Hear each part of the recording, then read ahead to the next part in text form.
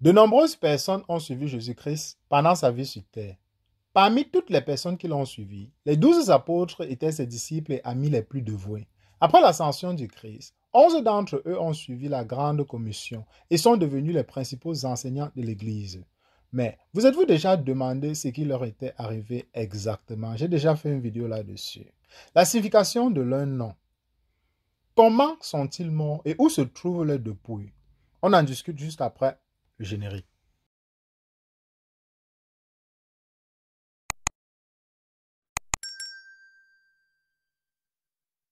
Le premier sur notre liste est Thomas. Thomas vient du nom araméen Taoma, qui signifie jumeau. Cependant, la signification du surnom n'est pas claire. Dans la Peshitta araméenne du 4e siècle après Jésus-Christ du Nouveau Testament, ce nom s'écrit Thomas, T-O-M-A. Lorsque ce nom araméen est hellénisé, ce qui veut dire transformé en grec, un S est ajouté à la fin du nom. Comme c'est le cas pour tous les noms masculins, et devient Thomas, T-O-M-A-S, ou Thomas, T-H-O-M-A-S. Selon la tradition chrétienne syrienne, Thomas prêchait sur le mont Saint Thomas à Chéna, en Inde, vers l'an 72 après Jésus-Christ. Lorsqu'un groupe d'habitants en colère l'a martyrisé avec une lance, ses restes se trouvent dans la basilique Saint Thomas apôtre à Ortona, en Italie. Le deuxième sur notre liste est Matthieu. On l'appelle aussi Lévi, un publicain qui deviendra plus tard l'un des 4 évangélistes. Matthieu vient du grec Mattaios. Pour le nom hébreu Mattithiaïus, j'afficherai ce nom sur l'écran. Je m'excuse pour la prononciation. Qui signifie don de Yahweh. Selon la tradition, le percepteur devenu missionnaire aurait été martyrisé en Éthiopie, où il aurait été poignardé dans le dos par un assassin envoyé par le roi Aetacus, après avoir critiqué les mœurs du roi. Ses restes se trouvent dans la cathédrale de Salerne à Salerne en Italie. Le prochain sur notre liste est Jacques le Majeur. Le nom Jacques est dérivé du nom hébreu Yaakov, désignant le patriarche Jacob de l'Ancien Testament. Dans Actes chapitre 12, verset 2, la Bible dit que Jacques le Majeur a été tué par une épée. Le nouveau gouverneur de Judée, Hérode Agrippa, décida de gagner les faveurs des Romains en persécutant les dirigeants du christianisme. Après que Jacques ait été arrêté et conduit au lieu d'exécution, son accusateur anonyme a été ému par son courage. Non seulement il s'est ressenti et s'est converti sur le champ, mais il a demandé à être exécuté aux côtés de Jacques. Les bourreaux romains obéirent et les 2 hommes furent décapités simultanément. Ces restes se trouvent dans l'église Saint-Jacques de Compostelle en Espagne. Le prochain sur notre liste est Judas Thaddéus. Certains manuscrits grecs identifient simplement cet apôtre comme Thaddéus, tandis que d'autres l'appellent Labéus, appelé Thaddéus. Comme on le voit dans la version King James en anglais, il a été proposé que Thaddéus soit une forme hellénisée. Je répète, c'est une forme en grec d'un nom araméen ou hébreu, Thaddai. Mais la signification réelle de ce nom est incertaine. Le nom Labéus est une forme hellénisée du mot hébreu Levav, signifiant cœur. Et le nom hébreu pourrait avoir été Levavi, signifiant mon cœur, ou Levavia, signifiant cœur de Yah. L'évangile de Luc omet le nom Thaddéus, mais contient plutôt Judas, et non Judas Iscariote. Et la plupart des érudits s'accordent pour dire que Thaddéus est ce Judas. Judas vient de l'hébreu Yehuda, qui signifie loué. Selon la tradition, Judas Thaddée fut martyrisé vers l'an 65 après Jésus-Christ à Beyrouth et son corps fut rempli de flèches. Il est souvent représenté avec une hache, symbole de son martyre et de la manière dont il a été tué. Ses restes se trouvent à la basilique Saint-Pierre en Italie. Le prochain sur notre liste est Simon le Zélote. Simon vient du nom hébreu Shimon, signifiant « il a entendu ». Simon est l'un des apôtres les plus obscurs de Jésus-Christ. On pense qu'il a prêché en Mauritanie, sur la côte ouest de l'Afrique, mais s'est rendu en Angleterre où il a été crucifié vers l'an 65 ou 107 après Jésus-Christ. Ses restes se trouvent sur l'autel de la crucifixion dans la cité du Vatican. Le prochain sur notre liste est Judas Iscariote. Le nom Judas est la forme grecque du nom hébreu Judas en hébreu, qui veut dire Yehuda. La plupart des dictionnaires hébreux définissent ce nom comme louange, mais comme ce mot anglais est un mot abstrait, il est loin de sa véritable signification hébraïque. La racine parente de ce mot est yad, signifiant main. La racine enfant, YDH, est dérivée de yad et signifie jeter ou tendre la main, et est la racine de base du nom Yehuda. C'est la compréhension hébraïque de louange et du nom Yehuda. Judas Iscariote s'est suicidé après avoir trahi Jésus-Christ et on ne sait pas où se trouve sa dépouille. Le prochain sur notre liste est Barthélemy. Le nom Barthélemy est un nom araméen qui s'écrit Barthalmé. Le mot araméen Bar signifie fils de, donc Barthalmé signifie fils de Talmé. Talmé est un nom biblique hébreu dérivé du nom Clem, signifiant Silon.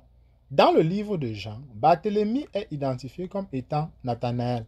En hébreu, ce nom s'écrit Nathanel, qui est une combinaison du verbe NTN, signifiant donner, et du nom El, signifiant puissant. Il est probable que le nom hébreu complet de Barthélemy soit Nathanel Barthalmé ou Nathanel fils de Talmé. Selon la tradition, il a prêché dans plusieurs pays, dont l'Inde, où il a traduit l'évangile de Matthieu pour les croyants. Dans un écrit, des idolâtres impatients ont battu Barthélemy puis l'ont crucifié. Dans un autre récit, il aurait été écorché vif puis décapité. Ses restes se trouvent dans l'église Saint-Barthélemy de Rome. Le prochain sur notre liste est Philippe. Philippe vient du nom grec Philippos, qui signifie ami des chevaux. Il devient missionnaire en Grèce, en Syrie et en Phrygie. Finalement, il s'est rendu dans la ville égyptienne Héliospolis, où il a été fouetté, jeté en prison, puis crucifié vers 54 après Jésus-Christ. Ses restes se trouvent dans la basilique des Saints Apôtres à Rome. Le prochain sur notre liste est Jean. Jean était le frère de Jacques. Plus tard, il devint l'un des 4 évangélistes. Jean est dérivé du nom hébreu Yoshanan, qui signifie Yahvé est miséricordieux. Il est le seul apôtre à être mort de mort naturelle, mourant paisiblement dans sa vieillesse vers l'an 100 après Jésus-Christ, à Patmos, en Grèce. Ses restes se trouvent dans la basilique Saint-Jean à Éphèse, en Turquie. Le prochain sur notre liste est Jacques le mineur. Dans le texte grec du Nouveau Testament, le nom Jacques s'écrit Lakobos, une translittération du nom hébreu Yaakov. Ce nom est le verbe akb, signifiant saisir le talon, et le préfixe yud, signifiant il. Il attrape le talon. On sait moins de choses sur Jacques le mineur, sauf qu'il était l'un des plus anciens apôtres. À l'âge de 94 ans, il a été battu et lapidé par les persécuteurs, puis tué dans un coup de matraque porté à la tête. Ses restes se trouvent à la basilique des Saints Apôtres à Rome. Le prochain sur notre liste est André. Le Nouveau Testament ne nous donne aucun indice sur ses noms originaux hébreux et araméens, comme il le fait pour son frère Pierre, sauf que le nom araméen doit signifier courageux, car c'est la signification du nom grec Andreas. Alors que la Peshitta araméenne du IVe siècle nous a fourni le nom araméen de Pierre Képha dans Matthieu chapitre 10 verset 2, elle translittère simplement le nom grec en Andraos, ce qui signifie que, contrairement à Pierre, qui a utilisé son nom hébreu et araméen Andros, a peut-être utilisé son nom grec. André s'est rendu à Patras, dans l'ouest de la Grèce, en 69 après Jésus-Christ, où le proconsul romain Égée a tenté de le convaincre d'abandonner le christianisme afin de ne pas avoir à l'exécuter. Sans renoncer à sa foi, Agétès l'a crucifié sur une croix en forme de X, l'attachant au lieu d'utiliser des clous pour prolonger ses souffrances. Ses restes se trouvent dans la cathédrale d'Amalfi, à Amalfi, en Italie. Le prochain sur notre liste est Pierre. Le nom original de Pierre, selon le texte grec, est Simon, fils de Jonas. Vois Jean chapitre 21, verset 15. Cependant, étant juif, son nom hébreu aurait été Shimon ben Yona. Le nom Shimon signifie entendu. Dans Marc chapitre 3, verset 16, on nous dit que Yeshua, ou Jésus, bien entendu, donne à Simon le nom de Pierre, Pétros en grec, un nom grec qui n'a aucune équivalence en hébreu. Cependant, dans Jean 1, verset 42, on nous dit que son nouveau nom est, selon le grec, Képhas ou Céphas, et non Pétros. Képhas est une translittération grecque du nom araméen Képha, signifiant Pierre. Il fut martyrisé par crucifixion vers l'an 64 après Jésus-Christ, lors du grand incendie de Rome sous le règne de l'empereur Néron. La tradition dit qu'il a demandé à être crucifié la tête en bas parce qu'il se sentait indigne de mourir de la même manière que le Christ. Ses restes se trouvent dans la basilique Saint-Pierre de Rome. Le prochain sur notre liste est Matthias. Pour remplacer Judas, les disciples tirèrent au sort le nouvel apôtre et le sort tomba sur Matthias. Nous avons examiné le nom Matthieu, qui en grec s'écrit Mattaios. Le grec pour Matthias est très similaire. Matthias, Mattaios et Matthias sont tous deux des formes grecques du nom hébreu Matithia, que j'ai trouvé comme étant Matat, signifiant cadeau ou récompense, et le nom Yah, et lorsqu'il est combiné, ce nom signifie don de Yah, ou récompense de Yah. Eh bien, nous arrivons au terme de cette capsule. J'espère vous avoir édifié. Si c'est le cas, laissez-moi un pouce levé. Abonnez-vous si ce n'est pas encore le cas. On se retrouve très rapidement pour une prochaine capsule.